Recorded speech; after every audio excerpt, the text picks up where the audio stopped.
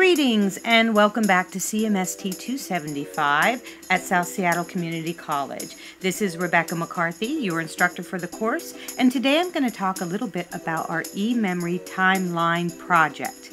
We are in Unit 3 now, and so we're just about ready to start this project, and I wanted to give you a little podcast so that you have a better understanding of what to expect about this project, how everything is going to be due and broke down, and why we're doing it in general.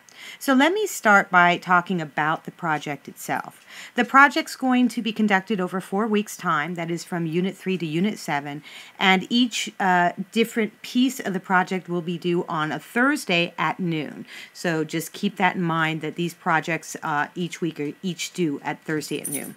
So basically, I'm breaking the project down into a couple different parts, and I will talk about that a little bit later, but the reason I do this is because I like students to work on how to create a process of working for themselves, and by breaking down large assignments this way, I give you an opportunity not only to stay on time and keep on top of the assignment, but also learn how to work a system for yourself on how to break down large assignments, which is part of the reason I do this not only with the eMemory Timeline project, but also with your social media projects as well. But let's talk about this project specifically. Students are going to basically compose a multimedia and interactive timeline on a research topic of your own choosing. This timeline is going to reflect this idea of e-memory, right? We are going to tell a story about history using many different artifacts, and students will end the assignment by choosing one of their classmates' timeline to read and analyze, and basically decide whether or not that particular timeline was completed or created with any bias or not, and whether or not it is framing history in a certain way. So why are we doing this historical timeline? One of the things that Gimmel and Bell presents to us is that e-memory is going to change many different things in our lives, but especially education and how we view history. About education, they write, textbooks will become e-textbooks, and most lectures will become e-lectures, and many study groups will be online. Of course, that's already happening in our course, right? Everything is online. You guys get very few real lectures from me, just occasional podcasts to help take you to the right direction. Next, they write that lectures themselves are going to be replaced by hands-on experience, and that's on page 118. And indeed, that's what this class focuses on, hands-on experience of the different aspects regarding e-memory and social media that Gordon Bell and Jim Gimmel talks about. Of course, for us, we're doing a lot of public blogging instead of just live logging, but that's because that's the world we live in today. Regarding history and education, the authors write, I believe the electronic history exhibits will become more and more faithful to Bush's trials. Historic presentations will stitch together media into a narrative, truly creating a trail from one artifact to the next with attached comments. And this is exactly what we are doing with our timelines. We are creating a multimedia narrative that we're stitching together, and we're creating basically a trail of artifacts. And because we're allowing other people to comment on them, other people are going to bring their own points of view to this particular historical presentation. So why is this important?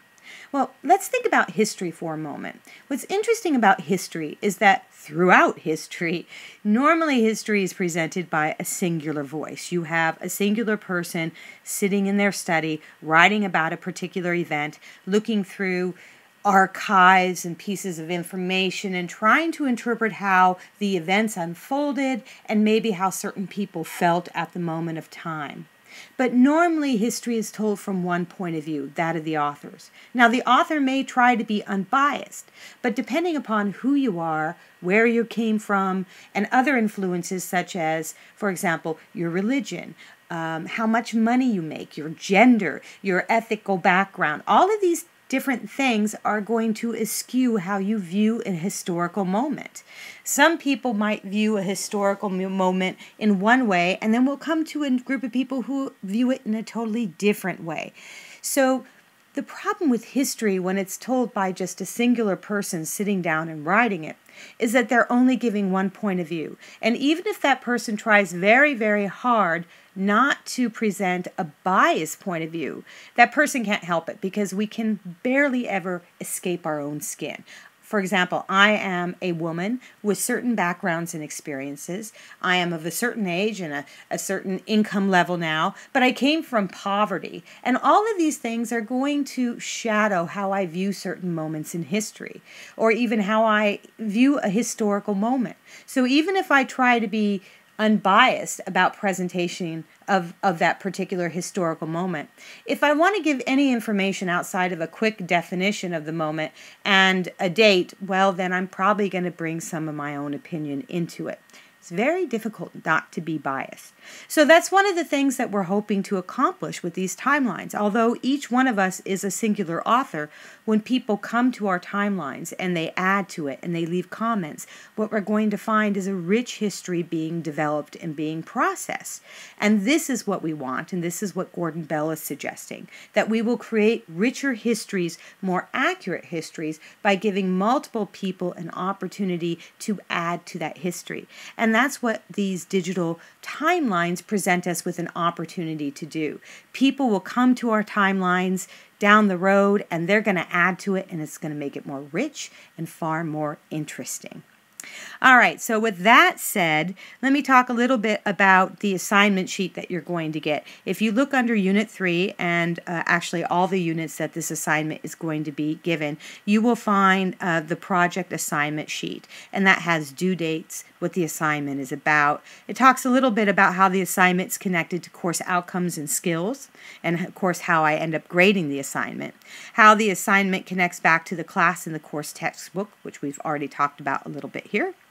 Helpful resources for completing this assignment, and then a breakdown of the assignment. Now, under the helpful resources for completing this assignment, you really want to take some time and explore these links. The first thing I have is a template for a Google document, which allows you to go ahead and copy and paste that template. So when you're getting your different timeline events, you can just go ahead and plug them in. So that's a very helpful resource.